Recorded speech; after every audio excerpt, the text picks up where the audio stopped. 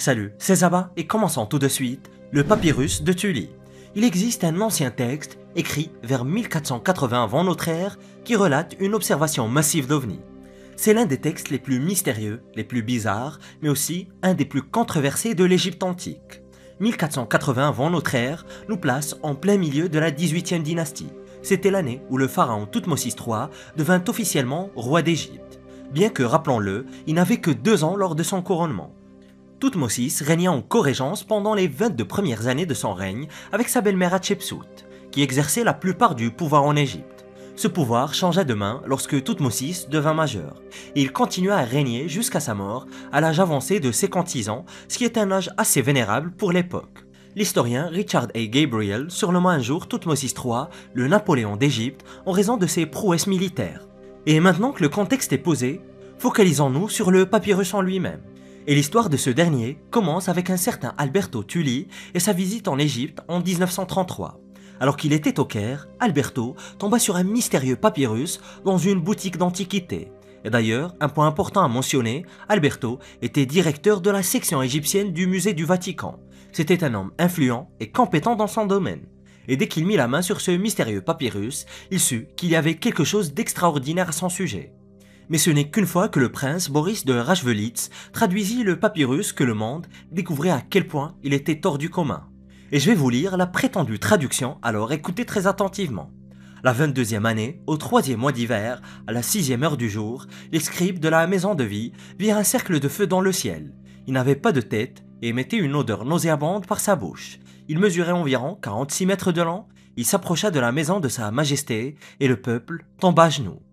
Ils allèrent rapporter le disque enflammé au roi, et sa majesté médita sur les événements pendant plusieurs jours. Et après que les jours se furent écoulés, les disques enflammés devinrent encore plus nombreux dans le ciel. Ils brillaient plus que l'éclat du soleil et s'étendaient jusqu'aux limites des 4 piliers du ciel. Puissante était la position des disques enflammés. L'armée du roi observait, avec sa majesté au milieu. C'était après le repas du soir que les disques montèrent plus haut dans le ciel. Des poissons tombèrent dans le marbre, tels qu'on n'en avait jamais vu auparavant. Voilà, c'est une très longue traduction, mais elle reste tout du moins fascinante. Pour certains, voire beaucoup, cela ressemble très étrangement à une observation d'OVNI au-dessus de l'Égypte en 1480 avant notre ère. Et en plus, le roi n'avait pas l'air particulièrement préoccupé. Mais, et parce qu'il y a toujours un mais, il n'existe aucune preuve crédible de la découverte ou de la provenance du papyrus de Tully. Il aurait fait surface dans les années 30 ou 40, mais aucun document ou analyse scientifique n'a été présenté pour vérifier son existence. L'histoire de sa découverte est largement basée sur des récits anecdotiques. Quant au texte du papyrus de Tully en lui-même, il aurait été transcrit par Alberto Tully à l'aide d'une sténographie égyptienne ancienne, puis traduit par Boris de Rachvelitz. Cependant, comme ni Tully ni de Rachvelitz n'ont jamais vu le papyrus original, le texte pourrait très bien contenir des erreurs de transcription, ce qui le rend impossible à vérifier. Et de nombreux érudits et chercheurs considèrent le papyrus de Tully comme un faux moderne ou un canular. Le style et le contenu du texte ont été comparés à d'autres documents connus, ce qui suggère qu'il a peut-être été copié à partir de sources existantes. D'ailleurs, même des ufologues comme Jacques Vallée et Chris Aubeck ont décrit le papyrus de Tully comme un canular. Alors si même des ufologues le décrivent comme un canular, ça vous donne une idée sur la crédibilité. Le rapport Condon de 1968 a également suggéré que Tully a probablement été trompé et le papyrus est très probablement un faux. Les reptiliens des îles Marquises. Il existe d'étranges statues disséminées à travers une série d'îles éloignées au milieu de l'océan Pacifique Sud qui semblent défier toute explication. Les îles en question sont tout un ensemble de terres volcaniques connues sous le nom des îles Marquises. D'ailleurs, c'est là où Paul Gauguin et Jacques Brel ont fini leur vie. La plus grande d'entre elles est Nuku-Hiva où vivent environ 8000 personnes. Et vivre sur des îles aussi petites et aussi isolées a permis la création d'une communauté très unique. La culture ici est distincte bien que leur histoire soit partiellement perdue. Les sculptures de pierre, taillées par les mains de leurs ancêtres, se cachent dans les jungles luxuriantes des îles. Personne ne se souvient exactement d'où elles viennent, ni ce qu'elles signifient. Mais ce qui rend les statues encore plus intrigantes, c'est qu'elles n'ont pas l'air tout à fait humaines. Elles sont humaines en apparence, mais elles ont des traits étonnamment exagérés. Les yeux sont très grands et globuleux, ressemblant à des yeux d'insectes. Leurs visages ont presque des allures de grenouilles, avec des bouches épaisses et disproportionnées. Les bras et les jambes sont normaux, mais leurs traits faciaux semblent appartenir à une autre race. Ils ont quelque chose de reptilien ou d'amphibien. Les archéologues appellent ces statues tiki. C'est un terme large utilisé pour décrire tout type de statues ou de monuments de pierre anciens à travers toute la Polynésie. Le mot tiki lui-même a une signification plus profonde. Il vient de la langue maori. Et la connexion que je m'apprête à faire pourrait vous faire repenser l'origine de toute chose. Les Maoris ont leur propre version de l'histoire d'Adam telle qu'on la trouve dans la Bible. Et leur Adam s'appelle justement Tiki. Selon la Bible, Dieu créa Adam comme le premier homme à l'aube de l'univers. Adam fut façonné à partir de l'argile de la terre. Et selon la mythologie maori, Tané, le dieu des forêts et des oiseaux, fils du Père Ciel et de la Mère Terre, créa Tiki en tant que premier homme. Tiki fut lui aussi façonné dans l'argile de la terre, mais cette fois avec un peu de sang divin mélangé pour donner de la vie. Tiki découvrit ensuite la première femme, Mariko Riko, qui se baignait dans un étang. Après une brève séduction, ils devinrent le premier couple de l'humanité. Ce sont donc là la version polynésienne d'Adam et d'Ève, et les histoires sont même très similaires. Mais quel rapport au juste les statues Tiki des îles Marquises ont-elles avec le premier homme du monde? Eh bien, certains font un rapprochement avec des sculptures mystérieuses de l'une des toutes premières civilisations humaines, surtout au niveau des ressemblances stylistiques. Et on parle ici des très mystérieuses statues de la culture d'Obéide, l'une des premières civilisations mésopotamiennes qui se trouve aujourd'hui en Irak. La période d'Obéide s'étend d'environ 6500 à 3750 avant l'ère commune. C'est certainement l'un des berceaux de la civilisation humaine, et ils étaient célèbres pour leur poterie et surtout pour leurs statues très bien ouvragées et surtout celles de divinités reptiliennes et amphibiennes. Est-ce qu'ils vénéraient le même type de dieu reptilien? Est-ce qu'il y aurait une quelconque filiation? Pour l'instant, ça ne reste qu'une coïncidence. Le doigt du Père Noël. Les chercheurs ont découvert un très ancien document révélant des connexions inhabituelles entre Noël et un obscur monastère anglais. Ce document médiéval est une liste d'artefacts et de reliques sacrées offerts à l'abbaye de Battle en Angleterre. Et croyez-moi, vous n'allez pas croire certains des objets sur cette liste car ils sont très étranges. Cette incroyable découverte a été récemment annoncée par English Heritage, l'organisme qui gère des centaines de sites historiques à travers toute l'Angleterre, y compris l'abbaye de Battle dans le Sussex. Au Moyen-Âge, l'abbaye de Battle était un monastère florissant. Puis, lors de la Réforme, les nouvelles règles du roi Henri VIII ont entraîné sa fermeture, tout comme de nombreux autres monastères similaires à travers tout le pays. Et près de 500 ans après sa fermeture, l'abbaye de Battle se tient à peine, réduite à un vestige, mais un vestige qui exerce une étrange attirance pour des historiens comme le Dr Michael Carter. Et alors qu'il traduisait l'un des rares documents ayant survécu au monastère, Michael est tombé sur cette liste de reliques sacrées. Ces reliques étaient chacune incroyables et, selon les croyants d'il y a 600 ans, très puissantes. Les chrétiens de l'époque croyaient que toute relique sacrée associée à un saint ou à Jésus lui-même possédait des pouvoirs surnaturels. Michael a expliqué à la BBC que la collecte de reliques était une partie intégrante de la vie des monastères médiévaux partout en Europe. Ces derniers étaient obsédés par la collecte d'ossements et de dents de saints. C'était comme essayer de rassembler tous les Pokémon en quelque sorte. La liste contient 175 objets dont beaucoup furent donnés à l'abbaye de Battle par nul autre que Guillaume le Conquérant. Et il n'y a pas énormément de mecs plus célèbres pour leur conquête que celui que l'on appelle le Conquérant. La relique la plus notable sur la liste est une phalange, un os de doigt, censé avoir été arraché à la main froide et morte de Saint Nicolas, connu de nous tous et surtout des enfants sous le nom du joyeux Père Noël. Mais ce que la plupart des enfants ne savent pas, et dont ils ne soucient probablement pas Noël, c'est que Saint Nicolas était un véritable saint originaire de l'actuelle Turquie. Il était le protecteur des enfants et offrait des cadeaux aux jeunes défavorisés. L'histoire de charité désintéressée de Saint Nicolas est censée avoir inspiré la légende du Père Noël que nous célébrons encore aujourd'hui. Et si donc c'est son vrai doigt, cette relique s'avère donc une relique majeure. Mais ça devient encore plus intéressant. D'autres reliques incluent des fragments de la mangeoire dans laquelle Jésus serait né prétendument à Bethléem, un morceau de la véritable mangeoire. Il y avait aussi plusieurs ossements des saints innocents tués sur ordre du roi Hérode, comme le mentionne la Bible. Il y a même une pierre utilisée lors de la lapidation du martyr chrétien Saint Étienne. Le massacre des saints innocents a eu lieu le 28 décembre et la lapidation de Saint Étienne le 26 décembre. Ce sont toutes des reliques liées à la période de Noël. Mais étaient-elles authentiques? Et surtout, la question la plus importante, où sont-elles aujourd'hui? Les historiens pensent que les reliques furent soit détruites, soit perdues pendant la brutale suppression des monastères par le roi Henri. Pour les quelques artefacts ayant survécu, de nombreuses personnes croient encore au pouvoir des reliques sacrées. L'historien fou.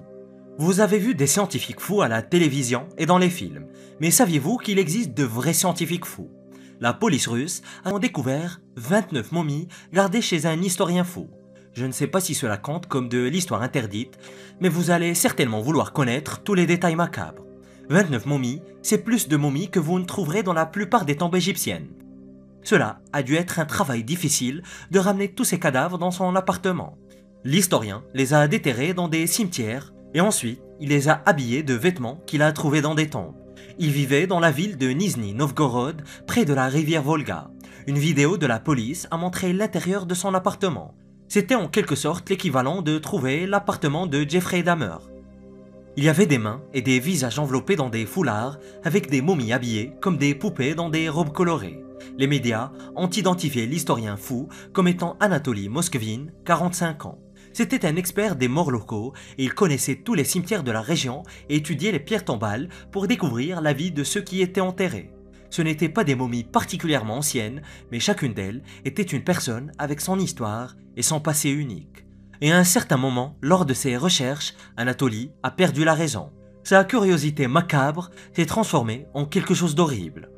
On dirait que je décris l'histoire de l'évolution d'un super vilain. Anatoly est passé d'historien à pilleur de tombes, puis à collectionneur de cadavres. Et ce que je n'ai pas encore mentionné, c'est que tous les 29 corps volés étaient des femmes. L'historien avait un type, grande, pâle et morte, hélas. Ce n'est pas une plaisanterie. L'historien a été arrêté après une enquête sur la profanation de plusieurs tombes dans un cimetière de la région. Ils l'ont finalement capturé dans un cimetière avec un sac plein d'ossements. Anatoly était un expert en linguistique, un spécialiste de la culture celtique et parlait plus ou moins bien près de 13 langues. Il avait aussi inspecté plus de 752 cimetières tout au long de son travail d'historien. Il a dit à la police qu'il s'intéressait aussi, vous l'avez deviné, à l'occultisme. Personne ne sait quel type de rituel il pouvait faire avec les momies. Mais il a définitivement franchi les limites. Le rayon de la mort nazie. C'est effrayant de penser que l'Allemagne nazie aurait pu mettre la main sur la bombe atomique avant de perdre la guerre.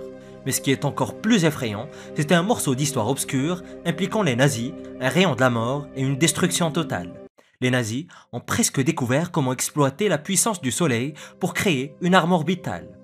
Ce projet de recherche totalement fou a été mené dans la ville allemande de Hillersleben tout au long de la Seconde Guerre mondiale, dans une immense installation protégée par une forêt très dense.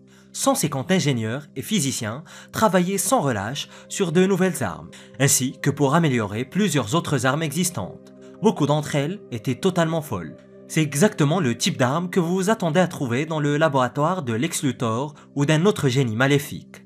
Et en mai 1945, la guerre était terminée et les scientifiques de Hillersleben n'avaient plus rien à faire.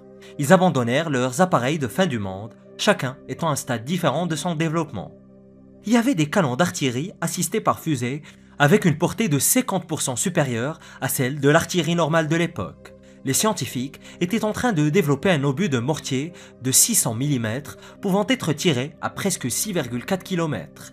Ils avaient également un char Tigre partiellement développé qui pouvait tirer des roquettes de près de 350 kg. À côté des roquettes et des chars se trouvait une arme colossale appelée Sonnengewehr, qui veut littéralement dire fusée solaire ou rayon solaire. C'était une arme orbitale conçue pour incinérer les peuples que les nazis jugeaient inférieurs. Le design était basé sur une arme imaginée bien plus tôt par Hermann Oberth, l'un des plus grands physiciens du début du XXe siècle. Hermann croyait qu'une station spatiale pourrait être placée en orbite et qu'un immense miroir concentrerait la lumière du soleil pour la diriger vers la Terre. Et si vous avez déjà utilisé une loupe pour concentrer la lumière du soleil et allumer un feu, vous voyez de quoi je parle. Mais le Sonnengewehr nazi aurait été des milliers de fois plus grand que votre loupe. Le rayon aurait été colossal, une arme thermique capable de détruire une ville aussi vite que Dieu détruisit Sodome et Gomorrhe. Mais le plus fou dans l'histoire, c'est que Hermann Oberth n'était pas le premier à envisager d'utiliser le soleil comme une arme de destruction.